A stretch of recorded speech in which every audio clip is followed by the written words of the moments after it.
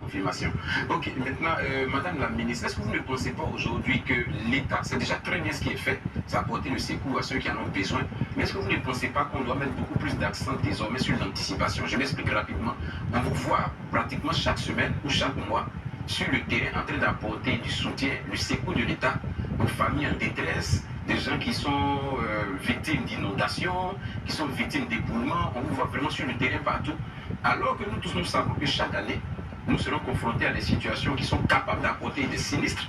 Et puis on est là, on regarde. Est-ce que vous ne croyez pas qu'aujourd'hui, on peut réduire ces dépenses drastiques de l'État-là en anticipant? Mais par exemple, déjà qui sont dans des conditions pareilles. Mais qu'est-ce qu'on fait, Madame la ministre? Je me réjouis que vous posez cette question parce que c'est vous encore les journalistes, lorsque les quartiers sont démolis, qui trouvez que le gouvernement est design inhumain. Mais pour éviter que je me retrouve dans ce type de situation-là, et dans l'eau, lorsque le gouvernement prend l'initiative de déguerpir certains quartiers, vous et certaines personnes crient au loup. Le mois passé, nous étions à Moussicro, où 2 familles ont été englouties suite à un éboulement. On n'a vu personne. On n'a vu personne. Personne n'allait dire Yako aux voisins, puisque personne ne parlait de qui précisément. Mais je parle de toute la côte, moi je parle de tout le monde, je parle de ceux qui, lorsque le gouvernement demande à des populations de quitter les zones à risque, qui crient au loup, mais ce sont de ces personnes à que je parle. Le rôle du gouvernement, c'est de permettre à l'Ivoirien de vivre décemment et d'être en vie, et non de passer son temps à dire des Yako. Nous ne sommes pas là pour une politique funéraire. Nous voulons des Ivoiriens en vie.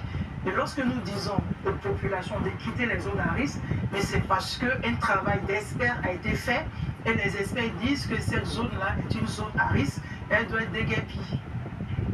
Très bien. Monsieur, quand vous dites rapidement, restons sur le rapidement, parce qu'il ne nous reste que 2 minutes et il y a un dernier mot. Donc, Daouda, ce sera plutôt Herman qui a demandé la parole. Très rapidement, vous parlez de ceux qui... Daouda, c'était lui qui avait demandé la parole avant vous. Donc, Herman, d'accord. Herman, vraiment, 10 secondes, s'il vous plaît. Mais rapidement, parce que la question, Daouda a essayé d'envoyer au début. Je pense que j'ai quelques additifs à avoir, comme vous êtes là. Madame la ministre, comment pouvez-vous présenter comme la garante de la cohésion sociale dans ce gouvernement, depuis que la réconciliation nationale n'est plus un département, c'est plus ou moins la cohésion sociale qui fait ce lien, ce ciment des Ivoiriens. Et vous avez tout à l'heure parlé des ozos, vous avez continué, traiter un acteur politique qui draine, qui a été un acteur politique d'un grand parti politique.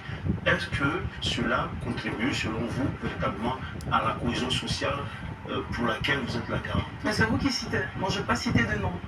J'ai dit on ne peut pas permettre à des ozos d'être à la tête du pays. Je n'ai pas parlé des partis politiques. Même si on ne fait pas allusion aux acteurs politiques qui sont touchés, même comme on dit statut visé, dans ce statut visé-là, le dire aussi, est-ce que vous pensez que dans votre rôle de responsable dans le gouvernement de cohésion sociale, vous assumez, vous faites votre travail? J'étais en Paris avec quelle casquette? Quand bien même. Bon, j'ai répondu à votre question. Daouda? Merci. Moi, ma question, c'est que tout à l'heure, vous parliez des personnes qui vont sur des sites que l'État demande de déguerpir. On a entendu certaines personnes dire qu'il y a plus de 200 000 déplacés. Donc c'est faux. Justement, c'est faux. Mais si c'est faux, mais finalement, c'est faux. Bon Non, chiffre, il ne peut pas terminer parce que c'est faux. Bon, terminer. Allez-y. On ne peut pas terminer. Ce que je dis, c'est que certaines personnes estiment qu'il y a 200 000 déplacés dus à vos Mais ils mentent. Donc finalement, quels sont les bons chiffres? Mais ils mentent. Les bons chiffres, nous avons 8612 ménages déguerpis, y compris ceux de Bono. Qu'est-ce que vous avez fait pour ces 8 000? Donc les 200 000, c'est une contre-vérité. C'est une contre-vérité immense. Je ne sais pas où ils ont pris les chiffres. Menti, c'est pas intéressant, madame. Mais comme c'est les contre-vérités, on va sur les contre-vérités. Daouda, ils mentent. Et ce que je dis, non, on va être on va dire contre-vérité. Mais je pense que j'ai un problème avec vous parce que quand l'opposition traite le parti et plutôt le gouvernement des kleptomanes, de corrupteurs, de voleurs. Sur le plateau, on corrige à chaque Non, je vous en prie. Généralement, on ne voit pas ça. On ne voit nulle part être corrigé. Mais lorsqu'on attaque le gouvernement et qu'on lance juste une petite pique, tout le monde en est moi. Je comprends le moi. Mais ce que je dis, c'est faux. Nous avons 8612 ménages déguerpis, dont 1500 ont été inscrits dans le programme des filets sociaux. Nous avons fait la cérémonie au Palais de la Culture il n'y a pas très longtemps. Les femmes étaient là, les femmes des Guépis. Mais nous aurons un autre nom pour la popote familiale. Non, nous avons un autre nom pour la popote Mais ceux familiale. qui ont été déguerpis au Banco, est-ce qu'ils ont été relogés? Est-ce que c'était nécessaire de... Les tout premiers qui ont été déguerpis a été relogés à son nom et pouvaient visiter. Très bien. C'est le dernier. Malheureusement, il nous reste 1 minute. Elle aura donc le moment de faire son dernier mot. Population sur le projet Popote familial. On revient là-dessus.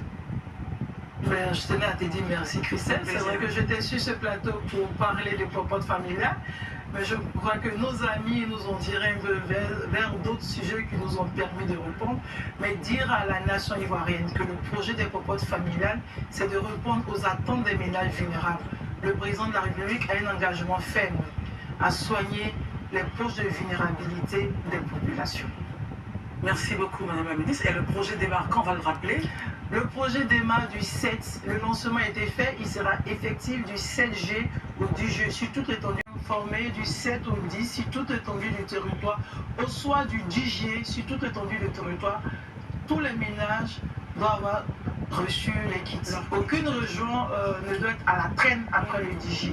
Merci beaucoup, Madame la Ministre, d'être venue éclairer nos lanternes sur le projet Popote familial, même si vous avez été tiraillé sur d'autres sujets, mais quand même, Il faut m'inviter pour la prochaine pour parler politique. On le fera, mais c'était quand même... activité gouvernementale et politique. Si vous voulez m'inviter pour parler politique, je viendrai avec ma casquette de femme politique.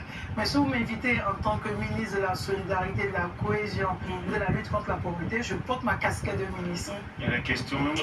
Non, messieurs, vous Après, faire la différence mais ce n'est pas la parole. entre la ministre de la solidarité et la femme politique. C'est bien noté.